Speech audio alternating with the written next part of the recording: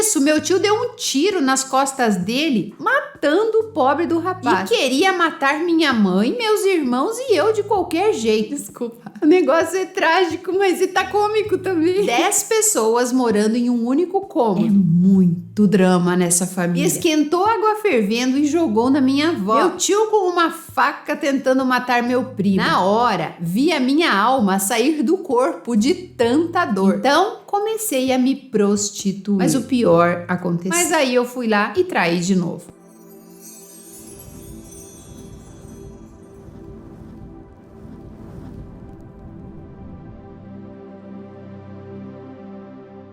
Eu conheci o seu canal por acaso e resolvi contar minha história para vocês. Tudo começou quando eu tinha 7 anos, morava com minha mãe e meus 3 irmãos em um barraco que chovia mais dentro do que fora. Quando chovia, minha mãe colocava a gente debaixo da mesa pra gente não se molhar. Nesse tempo, minha mãe não tinha muito juízo. Todo mês estava com um cara diferente. Uma vez, um desses caras esperou ela ir trabalhar e ficou em casa. Estava eu e meu irmão no sofá assistindo TV. E ele deu um tapa no meu irmão, pedindo pra ele sair, que ele queria se deitar. Fazia a gente de empregado e toda hora pedia para pegar alguma coisa para ele. Água, café, iogurte. E quando a minha mãe chegou, dava uma de bom moço. Bom, nesse dia, quando a minha mãe chegou, contamos para ela o que havia acontecido e na mesma hora ela colocou ele para fora de casa. O tempo passou, mudamos para a casa da minha avó, uma casa de alvenaria no interior de São Paulo. Minha mãe trabalhava muito, não tinha tempo para dar carinho e atenção.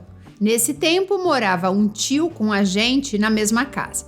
Ele roubava tudo que via pela frente: roupas, brinquedos, pulava no quintal dos vizinhos para roubar. E eu lembro que um dia ele abusou de uma vizinha que tinha HIV. Tentaram invadir nossa casa atrás dele, mas minha avó o escondeu embaixo da cama e nós ficamos com muito medo. Ok? Foram embora. Mas depois desse ocorrido, meu tio viu um rapaz com um tênis no pé e gostou do tênis. Pediu para o rapaz tirar o tênis e dar para ele, mas o rapaz saiu correndo. Nisso, meu tio deu um tiro nas costas dele, matando o pobre do rapaz. E ao chegar perto do corpo, disse: nem era o tênis que eu queria. O meu pai morava na mesma rua que nós e queria matar minha mãe, meus irmãos e eu de qualquer jeito. E esse meu tio ladrão ficou muito doente e veio a falecer com tuberculose por causa da AIDS. Até no velório dele, ele deu trabalho. Foi enterrado com a roupa que a minha mãe tinha comprado para passar o final do ano. Vê se pode uma coisa dessas. Minha mãe, quando viu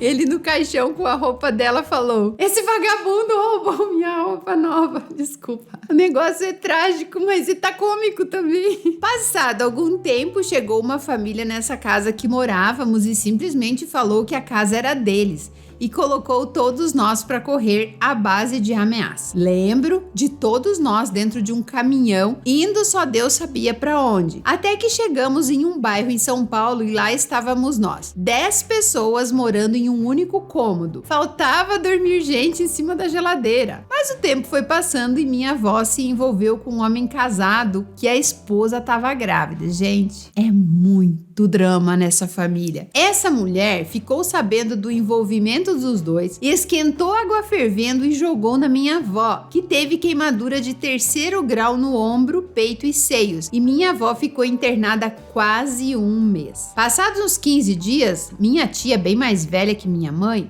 esquentou água com óleo e jogou na mulher, que veio a perder o bebê que esperava. Então, expulsaram todos nós novamente. De novo, lembro de um caminhão de mudança sob ameaça e lá fomos nós para São Paulo. Minha avó saiu do hospital, passou o tempo e eu já estava com 12 anos morando em São Paulo em apenas um cômodo novamente. Minha tia morava com um rapaz em outra casa. E como a minha mãe não tinha condições de alugar uma casa maior, ficou eu, a minha irmã na casa da minha tia e meus outros 2 irmãos com a minha avó. Minha mãe conseguiu um emprego bom que ganhava muito bem, mas logo em seguida descobriu que estava com um mioma e teve que ficar uns 15 dias no hospital. Lembrando que minha mãe não tinha juízo nenhum nessa época. Com 20 anos já tinha 4 filhos e mais 3 abortos, cada um de um pai diferente. Via o sofrimento dela para criar 4 filhos. Então, morando na casa dos meus tios com 3 primos, eu e minha irmã dormíamos em um beliche na parte do meio. Meu primo mais velho na cama de cima e um tio que estava passando uma temporada lá na cama de baixo. Esse meu tio tentou abusar da minha irmã de madrugada. Eu não consegui ver nada porque dormia igual uma pedra. Só acordei com toda aquela gritaria. Meu tio com uma faca tentando matar meu primo. Um escândalo. E essa minha irmã até hoje nunca mais entrou no assunto, então passou. Quando era a hora do almoço, meus tios e primos comiam na mesa as melhores carnes. E eu e minha irmã sentávamos no chão e tínhamos que comer ovo, linguiça e salsicha, mas fomos vivendo. Minha tia sempre falava que eu e minha irmã iríamos virar prostitutas, que meu irmão iria ser ladrão e a minha irmã mais velha não ia prestar. Triste, mas ouvíamos isso o tempo todo. O tempo passou e minha avó e minha tia conseguiram 2 apartamentos da prefeitura para morar. Mudamos novamente, mas dessa vez eu e meus irmãos estávamos morando com a minha mãe e minha avó. Foi nesse lugar que comecei a ver o inferno de verdade. Já estava com 15 anos, gostava de jogar futebol e foi assim que conheci a pessoa que acabou com a minha vida. Um cara muito bonito, com uma bela conversa. E eu, que nunca tinha saído com ninguém, caí na lábia dele. Começamos a sair até que ele me chamou para ir a um campo de futebol. E lá fui eu. Entramos no vestiário e lá perdi minha virgindade. Foi horrível, a pior sensação da minha vida. Ele queria fazer por trás de qualquer jeito e eu falei que não. Nunca tinha feito nem na frente, imagina atrás. Mas ele me convenceu e lá fui eu dar o fiofó. Na hora, vi a minha alma sair do corpo de tanta dor. Os meus olhos quase pularam para fora da minha cara e ele se satisfez e ainda por cima gozou dentro do meu furebs. Falei, pronto, agora tô grávida. Quando estávamos saindo do campo, tava eu lá, cheia de sangue. E ele, com 18 anos, sendo procurado pela polícia. Mas eu não sabia. Então adivinha quem passa? Sim, uma viatura do Rota. Na hora que ele viu, me abraçou e falou para dizer que eu tinha 18 anos e que eu havia me machucado. Então os policiais nos abordaram e revistaram ele. Perguntaram para mim o que eu estava fazendo a 1h da manhã na rua e perguntaram se eu tinha documento. Falei que eu não tinha nenhum documento ali naquela hora, mas que eu já tinha 18 anos. Então, gente, desculpa. Então, o policial me chamou de canto e perguntou o ano que eu tinha nascido. E eu fiquei ali, pensando, tentando fazer as contas na hora. E ele falou que se eu não falasse a verdade, ele ia me levar para a delegacia e me prender. Na hora, comecei a tremer de nervoso. E falei o ano real em que nasci. E ele falou, tem certeza que quem nasce nesse ano tem 18 anos? Falei, não, tem 15. E perguntou por que eu estava sangrando e aonde estava minha mãe. Falei que ela estava em casa e saí escondida. O policial então me pegou pelo braço, me levou até minha casa e disse para minha mãe, você não tem controle sobre uma menina de 15 anos? Olha essa menina essa hora na rua. Minha mãe ouviu tudo calada. Quando entrei em casa, apanhei muito, tomei banho e fui dormir. Passado algum tempo, falei para minha irmã que havia feito sexo por trás e talvez estivesse grávida. Ela também não entendia nada. Foi falar com a amiga dela que já tinha filhos. Isso que eu havia pedido para ela não contar para ninguém, pois era segredo. Essa mulher foi correndo falar com a minha mãe. Essa mulher dava tanta risada da minha cara, mas eu não entendia nada e só ouvi o seguinte: você é a única pessoa do mundo que engravidou pelo ânus. Falei, mas eu não entendo, pois eu nunca tinha feito aquilo. Foi aí que ela me explicou tudo em relação a sexo. Estava apaixonada pelo rapaz, mas ele passava com as meninas na minha frente e não me dava bola. Até que cansei de correr atrás e comecei a ficar com os amigos dele.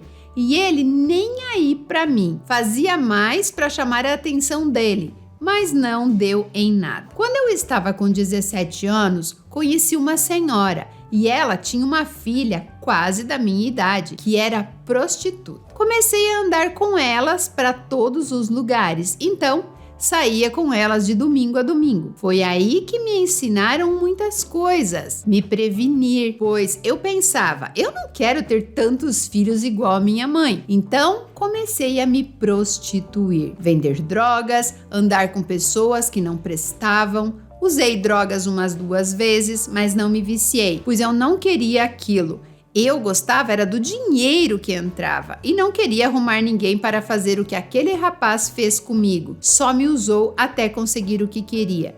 E quando eu pensava nisso, ficava revoltada e aí me prostituía cada vez mais. Até que fiquei viciada em sexo e não conseguia parar. Até que aconteceu o pior. Minha avó ficava na janela me olhando, pedindo para entrar em casa e eu nem aí para ela. Mas o pior aconteceu. Minha avó teve um infarto e acabou morrendo. E aquilo foi o fim para mim.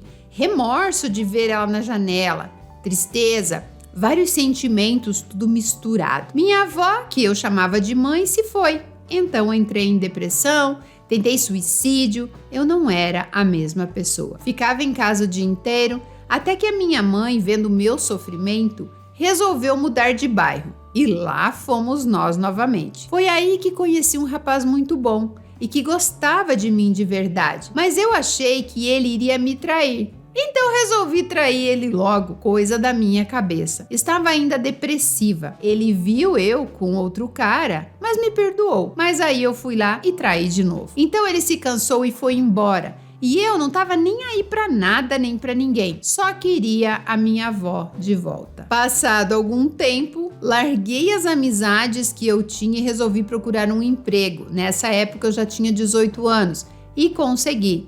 Mas continuava a sair com alguns caras por dinheiro. Até que entrei em uma empresa e conheci um rapaz que me fez mudar por completo. Mas eu era tão viciada em sexo e ele falava que eu tinha que fazer tratamento. Minha mãe, quando o viu de cara, não gostou dele. Mas eu achava ela muito chata. Então fiquei com ele mesmo assim e fomos morar juntos. Eu, com 23 anos, engravidei do meu filho. Foi aí que conheci de verdade quem era o traste. Ele começou a usar mesclado, maconha e todo tipo de droga. Vendia as coisas de dentro da minha casa, não trabalhava mais e uma vez ele tentou me agredir, até que eu puxei uma faca para ele e dei um choque com maquininha de choque no peito dele. Nunca mais ele levantou a mão para mim. Quando meu filho tinha 1 ano, eu peguei as minhas coisas e voltei para casa da minha mãe. Ele ia lá direto pedir para voltarmos, mas eu não quis. Voltei a trabalhar, comecei a fazer alguns cursos, ouvia direto que nunca iria conseguir criar meu filho sozinha, que eu não tinha juízo.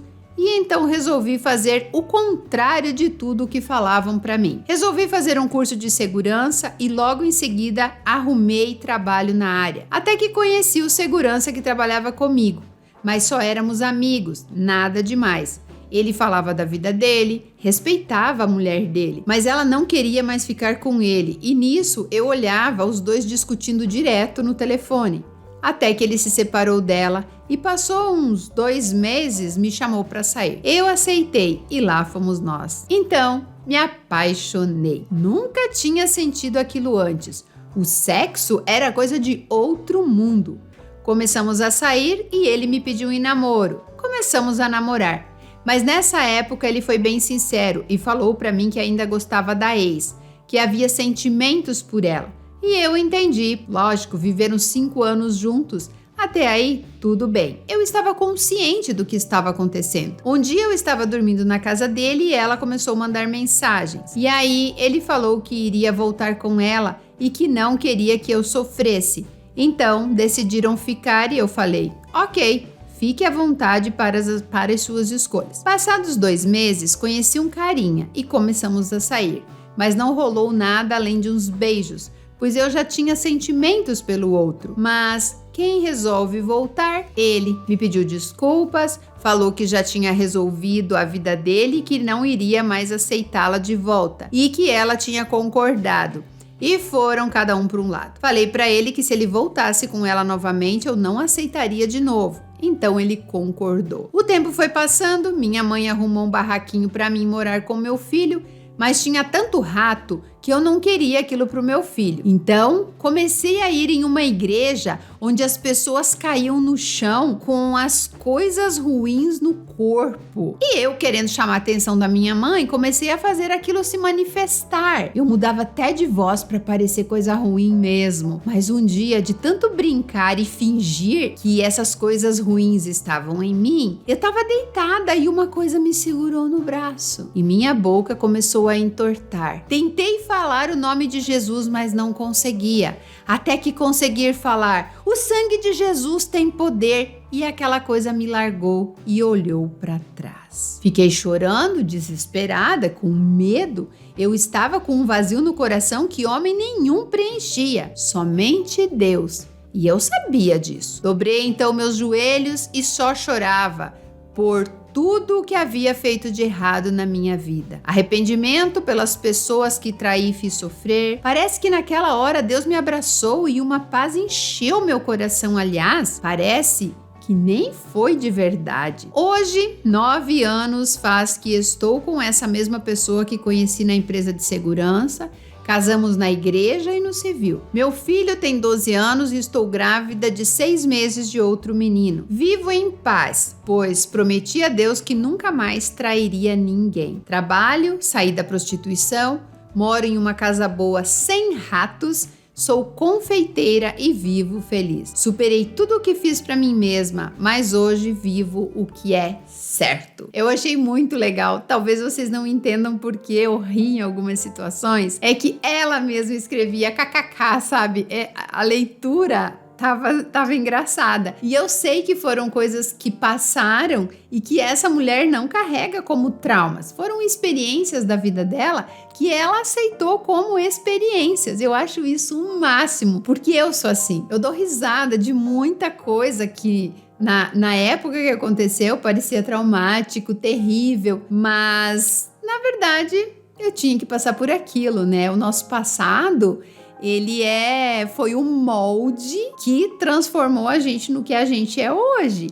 E o que nós somos hoje é o que vai dizer quem seremos no futuro. Então eu fico muito feliz quando as pessoas passam por esse tipo de situação e trazem aqui a sua história de superação. E isso é muito legal. Então eu queria dar um conselho aí para você que tá sofrendo, que lembra de coisas tristes, coisas ruins que aconteceram no passado e fica triste. O passado não volta, você não vai poder mudar o que você fez de errado, né? As escolhas erradas, e nem vai poder eliminar as pessoas que de certa forma te maltrataram. Não tem como.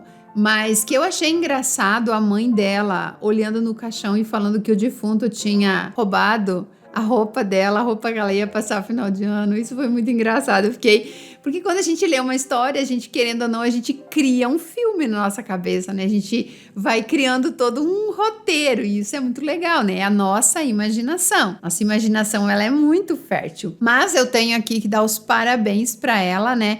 Por ela ter superado tudo isso, por ter encontrado uma pessoa, um companheiro, na verdade, né? E é isso então, gente.